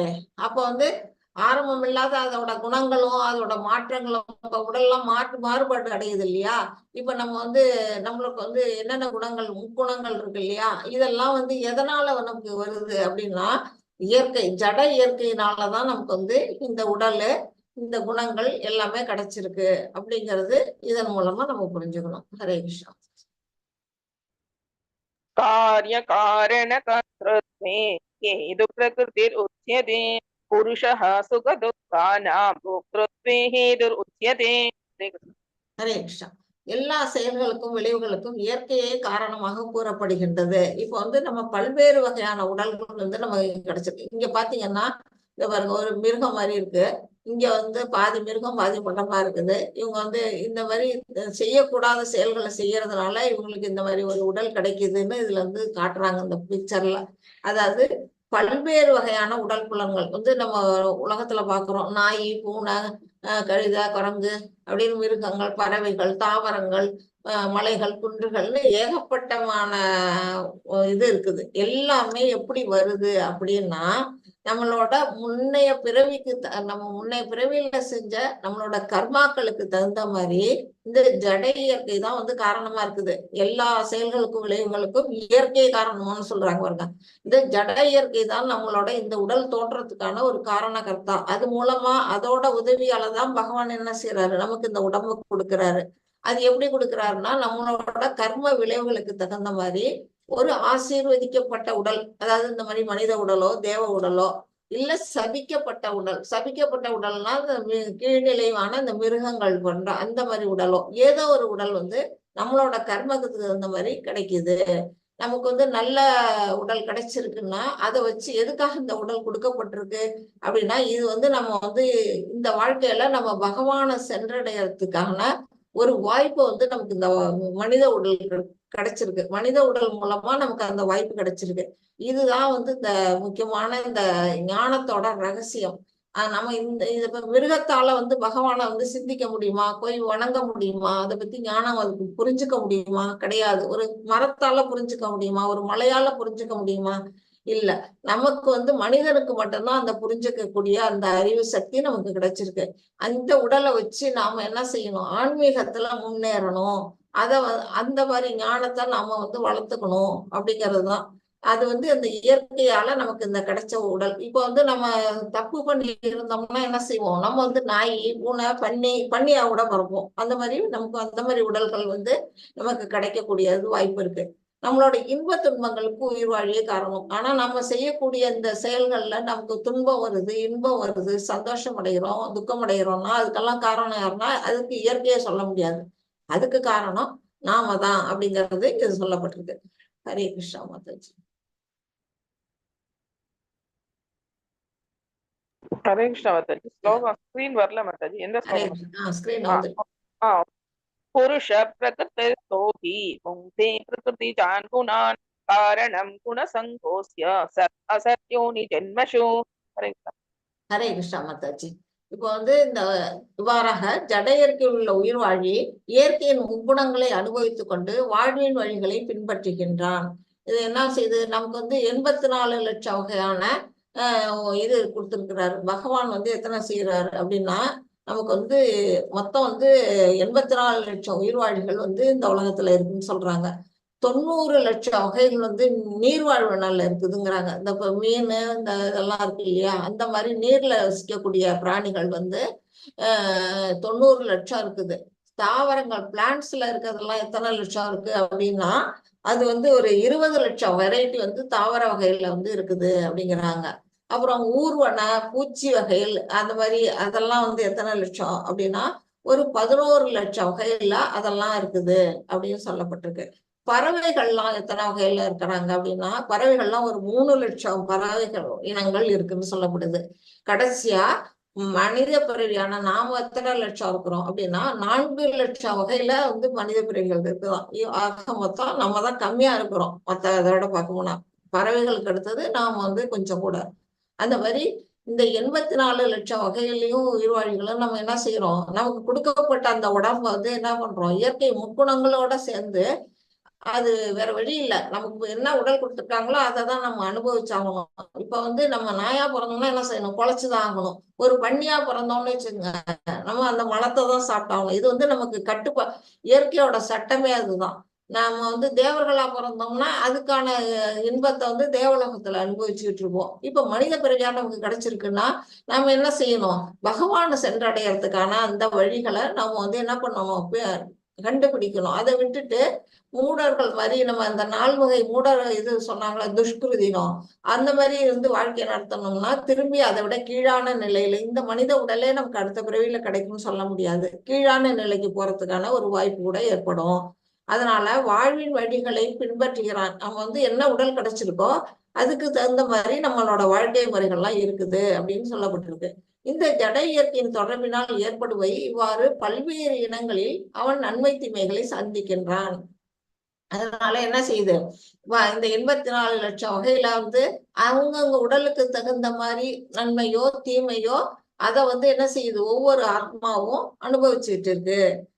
அதுதான் வந்து இந்த இதுல வந்து சொல்லப்பட்டிருக்கு. இது வந்து இதுல இருந்து நம்ம என்ன செய்யணும் அப்படின்னா, பகவான்கிட்ட வந்து நம்ம போறதுக்கான ஒரு வழிமுறை வந்து ஆன்மீக குருமாரை வந்து அடைக்கலம் போகணும். அது வந்து செய்யறது வந்து இப்ப அர்ஜுனன் என்ன பண்றாரு, பகவான்கிட்ட இருந்து வந்து கீதா உபதேசம் பெற்றுக்கிட்டு இருக்கிறாரு. அவரை பின்பற்றி நாமளும் என்ன செய்யணும், ஒரு நல்ல ஒரு குருவை தேடி அவர் கீழே நம்ம வாழ்ந்தோம்னா நமக்கு வந்து ஆன்மீக சம்பந்தப்பட்ட விஷயங்கள்லாம் நம்மளா வந்து யூகத்தினால வந்து நிச்சயமா அறிய முடியாது. அவரு வழிகாட்டுனாரா, அவர் மூலமா நம்ம கேட்டல் அப்படிங்கிற ஒரு விஷயம் மூலமா பகவானை பற்றிய விஷயங்களை நம்ம கேட்டு அவர்கிட்ட நம்ம நெருங்கிறதுக்கான வழிமுறைகளை நம்ம என்ன பண்ணுவோம், ஏற்படுத்திக்குவோம். அப்படிங்கிறது தான் இதுல இருந்து விடுதலை அடையக்கூடிய ஒரு வழியா நமக்கு சொல்லப்பட்டிருக்கு. ஹரே கிருஷ்ணா மாதாஜி.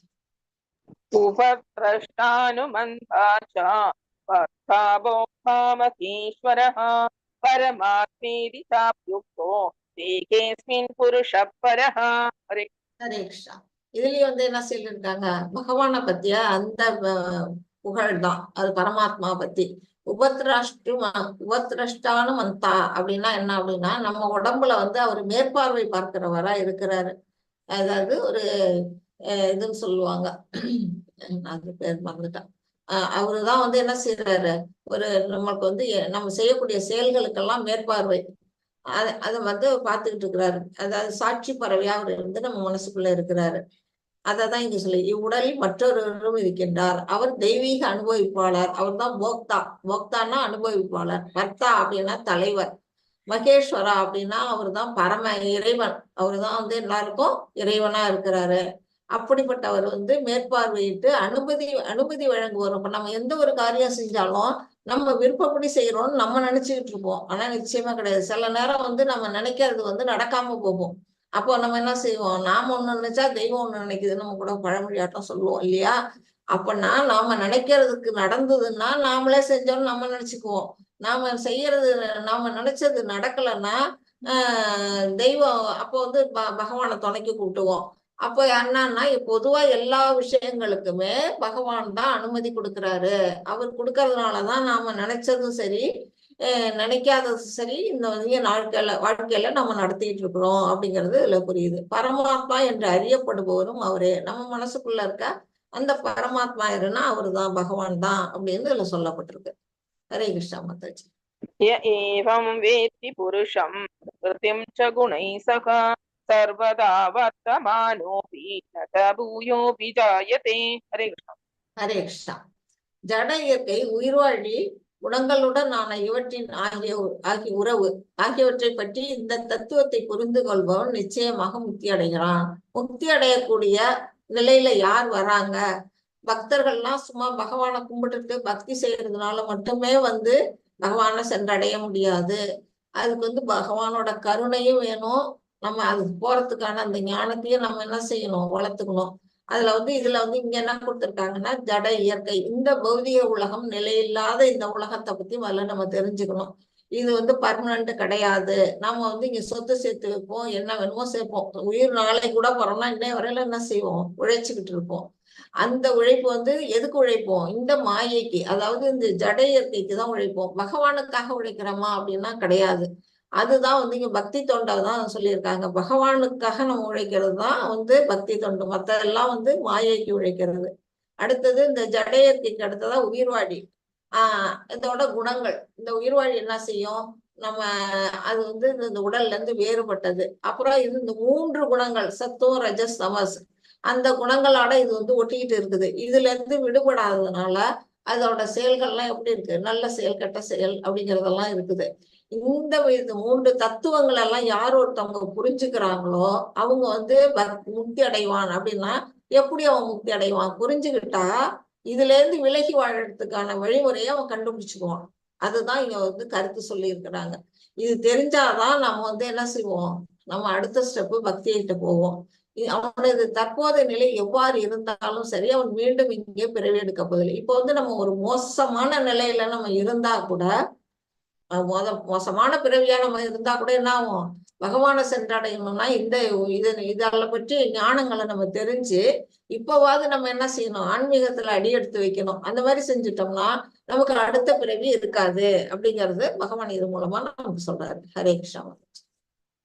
யானேனாத்மனி பஷ்யந்தி கேசித் ஆத்மானம் ஆத்மனா அன்யே சாங்கேன யோகேன கர்மயோகேன சாபரே.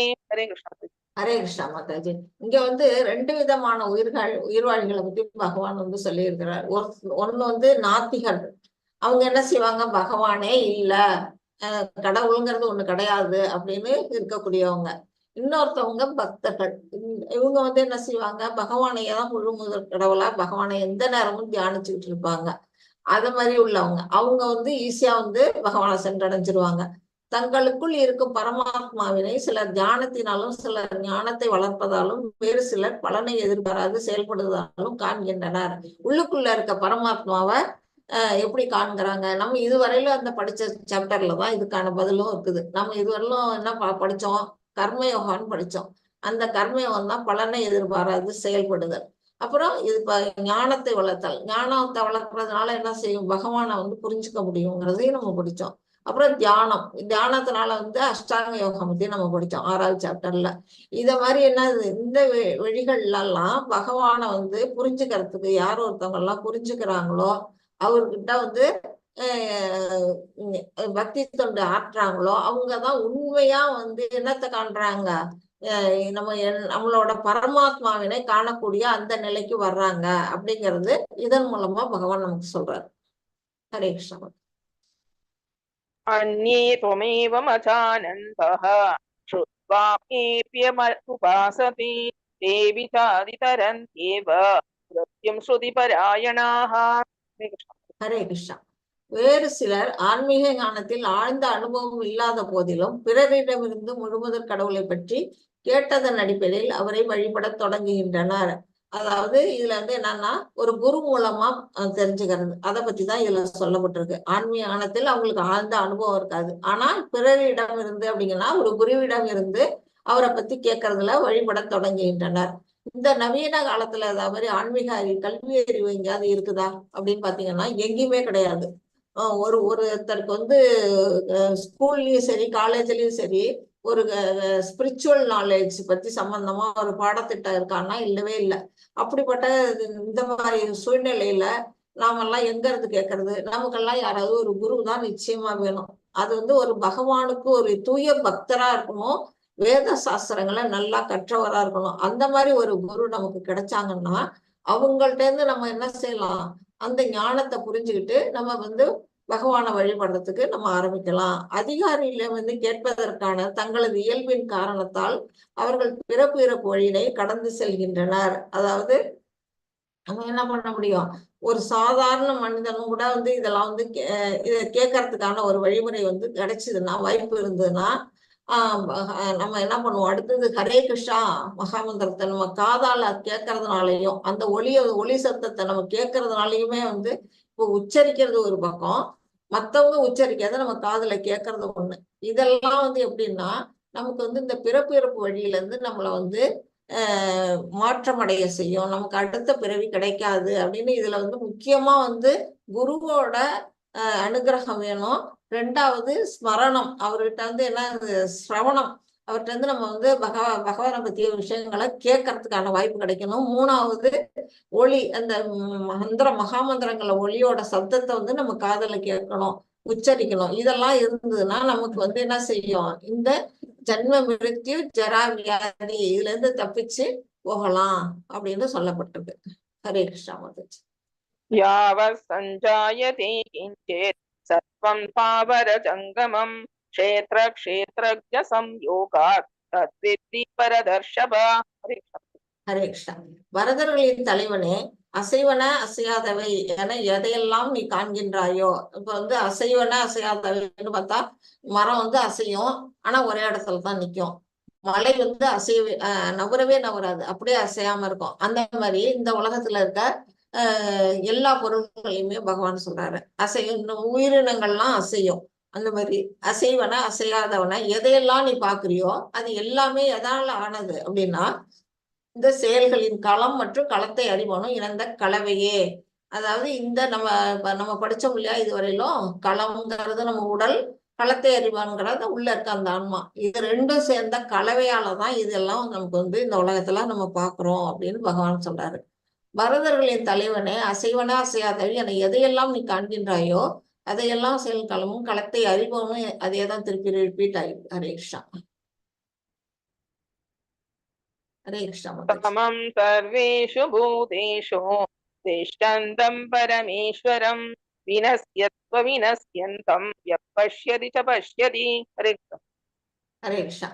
எல்லா உடல்களிலும் ஜீவாத்மாவுடன் இணைந்து பரமாத்மாவை காண்பவனும் அழியக்கூடிய உடலில் இருக்கும் ஆத்மாவும் பரமாத்மாவும் அழிவடைவதில்லை என்பதையும் புரிந்து கொள்பவனே உண்மையில் காண்பவனாவான். உண்மையில பாக்குறது யாரு அப்படின்னு இதுல சொல்லியிருக்கிறாங்க. உண்மையால் காண்பவன் யாருன்னா இந்த உடல்ல இருந்து, அந்த உடல் இருக்கு இல்லையா, இந்த உடல் வந்து என்னைக்கு இருந்தாலும் ஒரு நாள் அழியக்கூடியது. இன்னைக்கு இல்லைன்னாலும் நாளைக்கு அழியும், இல்ல 4 மாசம் கழிச்சு அழியும், 4 வருஷம் கழிச்சோ எப்போ ஒரு தரம் வந்து இந்த உடல் அழியதான் செய்யும். அப்போ வந்து இந்த உடலுக்குள்ள இருக்க ஆத்மாவை நம்மளால கண்ணால பார்க்க முடியுமா அப்படின்னா பார்க்க முடியாது. அந்த உடல் வந்து இறந்த பிற்பாடு வெளியில வருது அந்த ஆத்மா, உயிர். அந்த ஆத்மா உயிரா போற அந்த ஆத்மா ஜீவாவை நம்மளால கண்ணால பார்க்க முடியுமானா அதுவும் நம்ம பார்க்க முடியாது.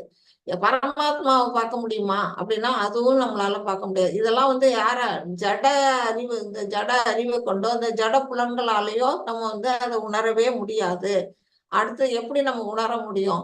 உள்ளுக்குள்ள அந்த ஆத்மாவும் பரமாத்மாவும் என்னைக்கு அழிவடைவது இல்லை அப்படின்னு நம்ம புரிஞ்சுக்கணும். இது வந்து இந்த உடல் வந்து என்ன செய்யுது, சட்டையை மாத்துற மாதிரி அப்பப்போ உடலை மாத்திக்குதே தவிர அந்த ஆன்மா, அந்த ஆத்மாவுக்கு அழிவில்லை. நம்ம செகண்ட் சாப்டர்லயே படிச்சோம், வாசாம்சி ஜீர்ணானி யதா விகாய அப்படின்னுட்டு.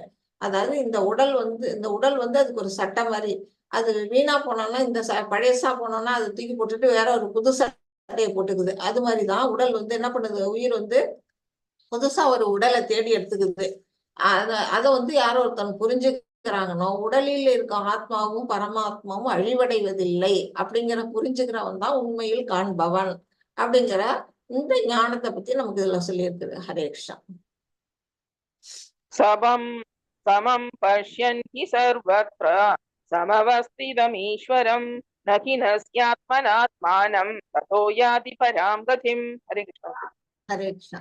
பரமாத்மா எல்லா இடங்களிலும் எல்லா உயிர்வாழிலும் சமமாக விற்றிருப்பதை காண்பவன் தனது மனதால் தன்னை இழிவுபடுத்திக் கொள்வதில்லை அப்படின்னு என்ன சொல்லியிருக்காங்க. அதாவது நம்ம மனசுக்குள்ளேயும் பரமாத்மா இருக்கிறாரு, நம்மளை சுற்றி இருக்கவங்க எல்லா உயிர்வாழிகள் மனசுலயும் பரமாத்மா இருக்கிறாரு. அப்படின்னா நாம எப்படி அவங்கள்ட்ட நடந்துக்கணும், அவமரியாதை பண்ணலாமா?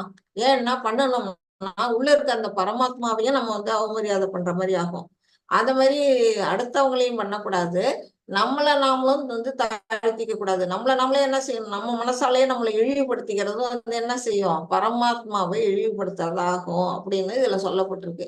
அதை யாரோ ஒருத்தவங்க புரிஞ்சுக்கிறாங்களோ நம்மளை தன்னைத்தானே இழிவுபடுத்திக் கொள்வதில்லை. இவ்வாறு அவன் தெய்வீக இலக்கை அணுகின்றான். இந்த மாதிரி ஒவ்வொரு உயிரினத்திலயும் உள்ளுக்குள்ள பரமாத்மா இருக்கிறத இந்த பிக்சர்ல காட்டியிருக்கிறாங்க.